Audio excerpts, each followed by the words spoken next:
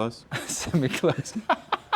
All right. We've got the church. Now we're on. So, folks, I'm very pleased to be having this conversation. Reason why, I haven't seen this guy in a long time. And secondly, what a wonderful location to have this conversation. This is Abbotsford Convent in North, it's Fitzroy North, I believe, in Melbourne. Damon Klotz, great to see you, mate. For folks who don't know you, why don't you quickly introduce yourself, who are you, what it is you do, mate? Sure, my name is Damon Klotz. I've worked in the sort of HR, talent, people and culture space for coming up to 15 years now. So Hung and I first met at True London in 2010 when I was a young HR blogger writing a very embarrassing blog called The HR Rockstar, where I was talking about the future of HR. And then, yeah, I've worked in healthcare, in private healthcare around digital transformation. I've worked in the men's mental health space, but probably if people do know me, they would have known me for the last 10 years as one of the founding employees at Culture Amp. So I joined them when there was the founders and a couple of employees. Moved out to the US, spent about 8.5 years in the US growing the company, running their community, building up their community, and then sort of working on like thought leadership and hosting their podcast called Culture First. And as of this year, yeah, I'm finally like a freelancer out there doing my own thing. So speaking, consulting, advising companies. And yeah, just really excited to be back here in Australia, which is where I was sort of born and from, and having this chat with you. Yeah, amazing, man. Great journey. I think one of those sort of things that I regret in my own career, that if I was younger, maybe go out there and like work and live in a different country and work with a proper fast growth, big scale up as Culture Amp has been. Damon, I want to talk to you particularly about what you've learned about community building. I've got a theory that basically as AI enabled, AI supplemented, AI generated communication becomes dominant, human beings are going to really be thirsty for real connections with other humans, and that can only happen in communities. I think that's going to be a growing thing. What have you learned about kind of the intentional creation of community? How do you do that? What are the things that you shouldn't do if you wanted to create a community? What are the things you should do? Can you give us a few thoughts? Yeah, so obviously community for a long time was something that was more of a maybe sort of social enterprise-y kind of thing, or something that, you know, communities of practice, and it wasn't really associated with organizations. And then probably the last 4 or 5 years, there's been a real thirst for companies to create communities, and a lot of that has been driven from marketing teams going, oh, community or event strategy makes sense. But if we think about this at a more macro level, like, I truly believe an organisation needs to want to be part of a conversation that's bigger than themselves. There's no point having a community manager or a community strategy if you don't actually believe at a fundamental level that the company wants to be involved in something larger than the product that they sell. So my kind of framework that I help companies with is understanding that there's 3 stories that they really share. There's your company story and your culture story. So who are you and why do you exist? There's the story that you tell your customer. So what does someone, you know, actually want to buy from you? And then your third story is your community story. So who's the largest group of people that believe in the sort of belief that you have, which is not about a use of a product or a service, but it's actually about a much bigger kind of why, a purpose. So at Culture Amp, you know, they believed in creating a better world of work. We had a community of people who believed in that, who might never use the product. So I think companies who want to be intentional with that there's a huge appetite to gather people in those conversations. But to your point, scaling up these sort of, you know, communities that look like they're really vibrant with some of these technologies, I think there's going to be a differentiation between the ones who truly believe in it and the ones who have the illusion of a community. Yeah, and there's a temptation to fake a why, isn't there? I mean, it's totally okay to run a business purely to make some money. I mean, that's what businesses are all about. Let's not sort of put any kind of value systems on the top that don't belong, like sanctimony there's no belonging there. But occasionally there's a bigger driver. So can you uncover that driver? What makes, I guess, the founder get up to and be enthusiastic? That's an important component. And there usually is something. Because money alone is, I think for most people, like a limiting motivation ultimately. You're trying to satisfy basic needs perhaps, but at some point it becomes, I wouldn't say meaningless, but the motivation can't keep you there if it's only money. Yeah, and I think you raise a good point about understanding founder or exec intentions. So certainly in my time sort of working in Silicon Valley, one of the things that I witnessed was there was a lot of repeat founders who were very good at kind of like creating a business, getting it to market, getting it ready, fundraising, and then getting ready to exit. If you were like thinking about trying to build a community in that company where there was already a very clear exit in mind, then I would believe that probably that doesn't work very well versus someone who's like, I'm trying to create a 20-year business or a 50-year business, or this is something I want to be involved in for a long time. I'm trying to create longevity. I want this company to go public. You can be part of a much larger conversation because there's an appetite from the founders to be part of it. So if anyone is thinking about like, how do we gather people together, you also need to understand, is there an appetite to be part of a conversation for a long time? Because otherwise, you'll just end up maybe having more of a community of practice, which is fine. You might just have customers at your B2B company, and that's fine, but it's not the illusion of an actual community versus a community of practice. Yeah, what I'm hearing here is there's different types of community, perhaps, and you've got to identify very quickly what's possible within that organization. And if the founder isn't that interested, that's great. Question for you, Damon, is it possible to create a community without the founder being particularly involved? So for instance, let's say I'm a HR manager, TA manager, I care about, let's say classically I'm hiring for software engineers. I want to create an engineering community that's, helping underprivileged kids learn about STEM, something like that. Founder may not give a damn, I give a damn, maybe I can create a bunch of people that would also care about it. Is that a feasible way to do it? I would say like a founder doesn't necessarily have to be involved in a community if they've given the authority to someone to run it in a way that feels authentic. What I will say is a lot of, and this is where the community industry has changed a lot. There is a lot more science and data around sort of ROI and some of these activities.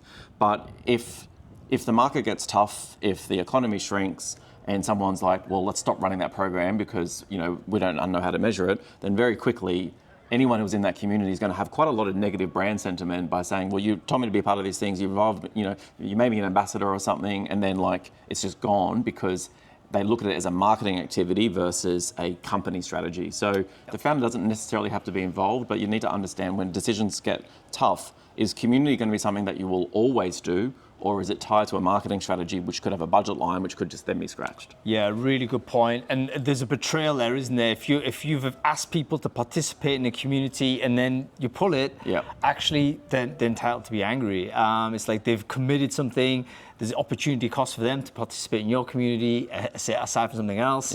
You've rug pulled them effectively, and then suddenly there's going to be bad backwash on brand there. Because you can turn off campaigns. So anyone who's worked in marketing departments or advertising departments, even though I'm sort of technically trained in HR and think a lot about people and culture, I've spent a lot of my time in the overlap of the marketing world. And campaigns can be turned on and off with a button. You can't turn a community off in that same way because that negative brand sentiment, like you're asking someone to be involved in a conversation with your company. If you then just turn off that channel, it'd be like one day the phone number was like working and the next day you went to call it and you're like, oh, that company has just turned that off and they don't care. That is long-term brand damage reputation that you need to understand if you're going to sort of try roll out community in the first place. Yeah, correct. And it's also like a betrayal, isn't it? Because there's investiture there, there's social capital exchange, there may be assets created, there might be things happening. For you to go and pull it, I think it's very, very damaging. A key important lesson, it can't be a part of a marketing campaign. There's marketing value for doing it, but there has to be a wider purpose on the build. Let's talk about sort of audience building, slightly different from community, in the sense that a community might sort of aggregate around it, but typically there's like one person producing or communicating to a larger group of people rather than directly peer-to-peer. There's lots of people, we both kind of listen to. Any podcaster these days probably is an audience builder. What have you learned in the podcasting? Because you made this podcasting a huge success. How do you build audience? What are the key practical techniques to do this? Yeah, this is something that I shared in my keynote yesterday. I had a couple of people come up saying that they never really heard about this sort of concept, hadn't thought about it in the same way, which made a lot of sense to me, but I think I do want to spend a little bit more time crystallizing it, which is basically your double-click customer or building for your customer's customer. So when we launched the Culture First podcast 5 years ago, we launched it as part of an ongoing community strategy of bringing people together. We were trying to scale an event series that used to only happen in person, so we wanted a digital version of that. It would have been very easy as like a HR tech vendor like CultureAmp to create a HR podcast. But we were looking at the market. There were so many HR podcasts that was out there. Now, CultureAmp's traditional customer was the HR person, but their customer is a manager or a leader. So when you think about the culture that gets created at a team level and the relationship between a manager and an employee happens a lot at the one-on-one level, those managers need skills, inspiration, and stories to help them create a better world of work. So we were very deliberate about saying the main persona for the Culture First podcast was not the HR person, it was the manager. And I spoke often, I would always be writing questions about, tell me about how this might help a manager. Tell me about the manager's experience with this. So no matter who I interviewed, I was always trying to remember that there was a manager persona that I need to speak to. And what that basically allowed us, and sort of the formula that I ran through yesterday was, if you were to create an asset where the main audience is the HR person, we might have got between 2 or 3 HR people at a small company and maybe 50 to 100 at a large company. But through that distribution channel of thinking about our customer's customer, there could be thousands of managers for every 20 HR people. So we were saying, hey, we want HR to know about this, but we want them to send it to their audience and their customer. So when you think about audience building, I think it's really interesting to go, are we building it for the first persona, or is there a secondary persona that we can kind of create a distribution network for? So that's something that it made sense to us at the time, but sort of crystallizing it, I was like, oh, okay, I think maybe that's not as common when we think about content strategies or audience strategies. Yep, really, really good insight. Let's switch to some kind of just personal thoughts, Damon. What in the world of work is annoying you right now? What in the world of work is annoying me? I think probably like the last 12 to 18 months, there has been obviously a lot of layoffs, a lot of the tightening of the labour market. I'm someone who's always really believed in, and this is maybe to my detriment, that like work is more than work for a lot of people. I know for many industries, work is just a place that you go because you need to support others. And as someone who's had caregiving responsibilities, I get that. But work has become more meaningful for many people. And I think the way that employees have sort of been treated over the last sort of maybe 18 to 24 months with the departures, it was one of the things that Esther, Perel and myself had sort of spoken about, was the humanisation of the relationship we have between employer and employee and also teammates. I found it also when during COVID, it was kind of like you woke up one day and the people you used to work side by side with, you like turned your left and your right and you were like in your bedroom and you're like, those people aren't there anymore. And that feeling of loss that I think a lot of people have experienced, I think there's going to be a huge fallout of the amount of grief and loss that people have had between places they worked at for a long time where they never got to properly say goodbye, colleagues who they used to see every day and then one day they were just, I might never see that person in person again.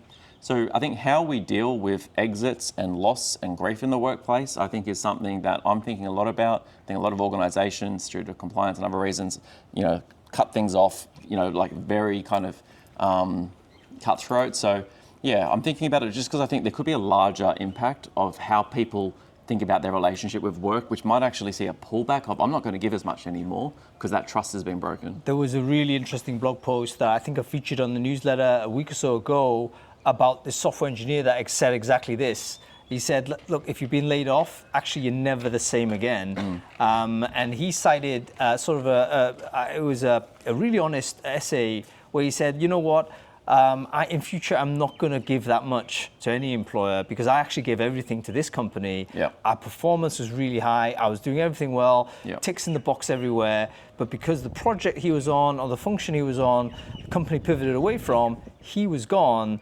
And then he thought, you know what, it's actually nothing to do with my performance or contribution. I was just a line on a spreadsheet. Off I went. Okay, in future, I'm just going to, give what I get, basically. And that seemed to be a long-term kind of change of his mindset, which, as you say, damaging for future performance, future productivity. Who knows what the societal impact there as well going forward.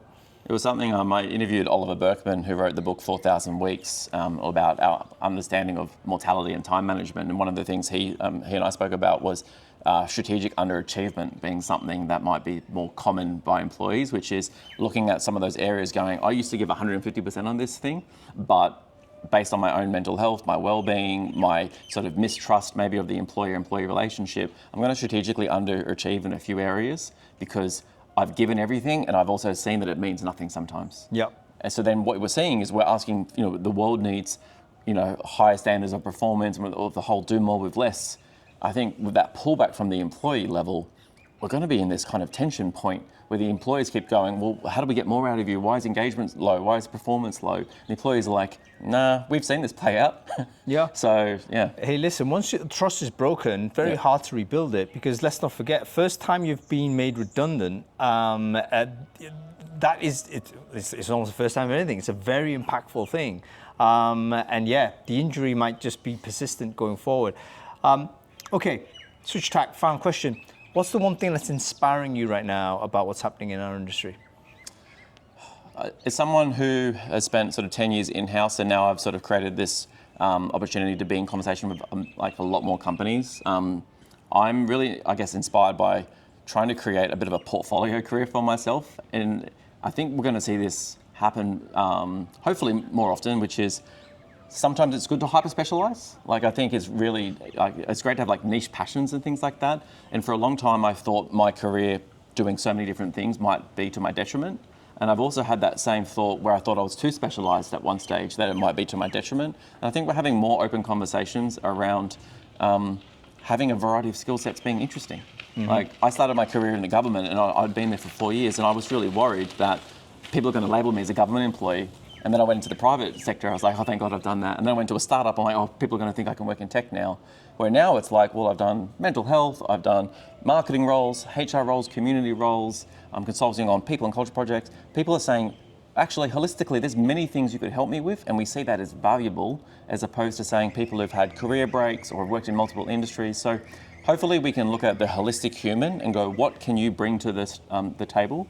That is not that hyper-specialization. So I think portfolio careers is something that is a bit of a term I'm seeing written about a lot more.